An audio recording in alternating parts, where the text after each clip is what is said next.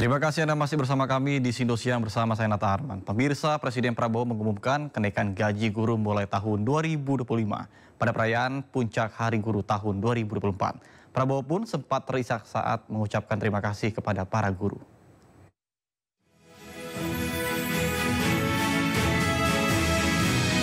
Presiden Prabowo menangis di Puncak Hari Guru Nasional 2024 sempat pidato di hadapan para guru di Velodrome, Jakarta, Kamis.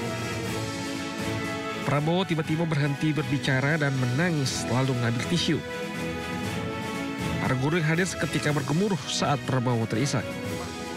Kami sadar apa yang kita berikan pengumuman hari ini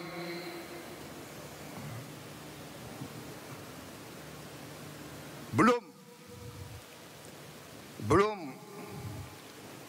yang saudara-saudara perlukan. Tapi ini adalah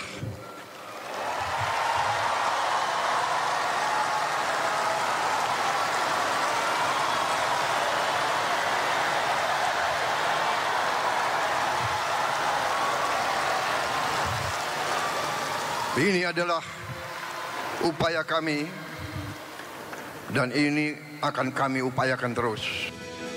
Diketahui Prabowo baru saja mengumumkan terkait kenaikan gaji guru ASN dan tunjangan giri non-ASN di 2025. Prabowo menyatakan telah meningkatkan anggaran kesejahteraan guru hingga 16,7 triliun rupiah di tahun 2025 hingga total anggaran guru mencapai 81,6 triliun rupiah. Dari Jakarta, Abdul Aziz Yudi Permana, iNews melaporkan. Informasi lainnya, pemirsa, Ketua Dewan Ekonomi Nasional Luhut Binsar Panjaitan menegaskan kemungkinan adanya penundaan kenaikan tarif pajak pertambahan nilai PPN menjadi 12% pada tahun depan. Luhut juga mengungkapkan bahwa pemerintah ingin menyiapkan bantalan berupa subsidi terlebih dahulu sebelum menaikkan PPK menjadi 12%.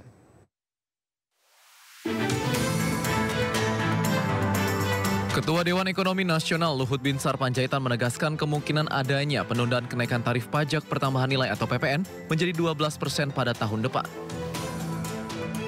Luhut juga mengungkapkan bahwa pemerintah ingin menyiapkan bantalan berupa subsidi terlebih dahulu sebelum menaikkan PPN menjadi 12% sesuai amanat Undang-Undang Harmonisasi Peraturan Perpajakan atau UU HPP.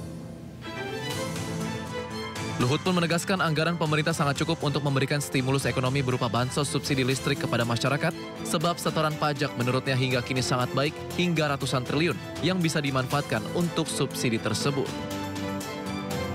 Menteri Keuangan Sri Mulyani Indrawati hingga saat ini pun belum merespons mengenai rencana penundaan kenaikan PPN. Saat ditemui di Istana minggu lalu, Sri Mulyani juga enggan berkomentar akan ramainya penolakan rencana PPN 12% itu. Kemudian saat ditemui di TPS sekitar rumahnya, Sri Mulyani kembali bungkam. Seperti diketahui, gelombang penolakan kenaikan PPN 12% terus muncul di masyarakat. Kenaikan PPN dikhawatirkan menekan daya beli yang sudah melemah. Kementerian Keuangan mencatat posisi utang pemerintah naik menjadi 8.560,35 triliun rupiah per akhir Oktober tahun 2024. Posisi utang pemerintah tersebut naik sebesar 86,45 triliun rupiah atau meningkat 1,2% dibandingkan bulan sebelumnya. Berdasarkan laporan APBN kita, Kementerian Keuangan edisi November 2024, secara nominal posisi utang pemerintah tercatat naik menjadi 8.560,35 triliun rupiah per akhir Oktober 2024. Di mana posisi utang pemerintah tersebut naik sebesar 86,45 triliun rupiah atau meningkat 1,02% dibandingkan posisi utang pada akhir September 2024 yang sebesar 8.473,90 triliun rupiah. Sementara itu rasio utang pemerintah terhadap produk domestik bruto sebesar 38,66%. Angka ini juga meningkat dari rasio utang terhadap PDB bulan sebelumnya yang sebesar 38,55%. Kementerian Keuangan menyatakan rasio utang yang tercatat per akhir Oktober 2024 ini masih di bawah batas aman 60% PDB. Dalam catatan secara rinci, utang pemerintah tersebut terdapat kontribusi 11,79% dari utang pinjaman pemerintah, di mana hingga akhir Oktober 2024 yang sebesar 1.009,66 triliun rupiah. Pinjaman ini dirincikan dalam dua kategori, yakni pinjaman dalam negeri sebanyak 42,25 triliun rupiah dan pinjaman luar negeri sebesar 967,41 triliun rupiah. Sedangkan untuk pinjaman luar negeri, rinciannya yakni pinjaman bilateral sebesar 263,33 triliun rupiah, pinjaman multilateral 571,47 triliun rupiah, dan pinjaman komersial bank sebesar 132,61 triliun rupiah.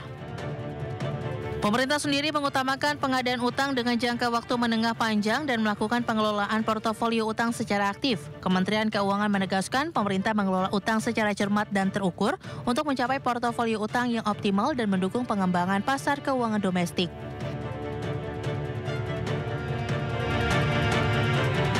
Sementara itu, pemirsa, para petani yang dikategorikan miskin di seluruh Indonesia akan mendapatkan bantuan pupuk jenis urea sebesar 10 ton per bulannya. Program ini bagian dari visi ketahanan pangan yang dicanangkan Presiden Prabowo Subianto. Gerakan Solidaritas Nasional bersama dengan salah satu produsen pupuk jenis urea akan mendistribusikan puluhan ton pupuk gratis setiap bulan kepada petani di seluruh Indonesia. Selain membantu petani Indonesia, kerjasama ini guna mendukung program Presiden Prabowo di bidang pertanian dan pengentasan kemiskinan.